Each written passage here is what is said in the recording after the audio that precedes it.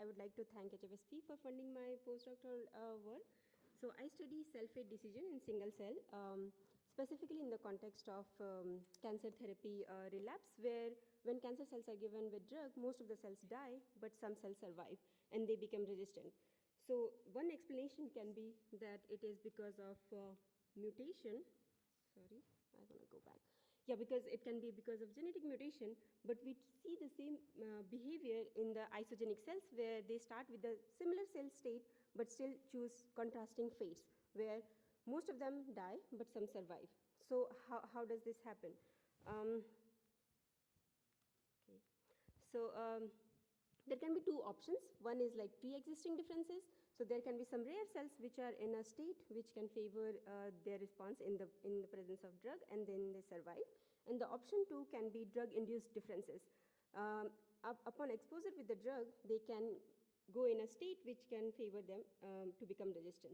So to differentiate between these, we use DNA barcoding technique in lab. And basically, this is a modern approach for Lederberg's famous replica plate technique. So we tag each cells with the DNA barcoding to have it's like a QR code which will have a specific DNA sequence for each cell. And then we let them divide and split into two populations. So now we have twin population.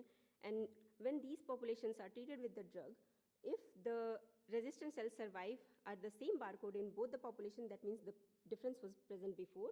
And if there is unique barcode which survived, that means they were extrinsically determined. So what we find in our study is there is 79% barcode overlap between twin populations, suggesting that these were pre-existing cell state which are selected upon drug exposure. Using this barcoding technique, we can answer so many fascinating questions. The one is about the memory, which you can come to my poster and I'll talk about more. So what we see is when we compare between different generations, the memory of the cell state is heritable, but it's transient. Thank you very much. Please visit poster 22. Thank you very much, Nitu.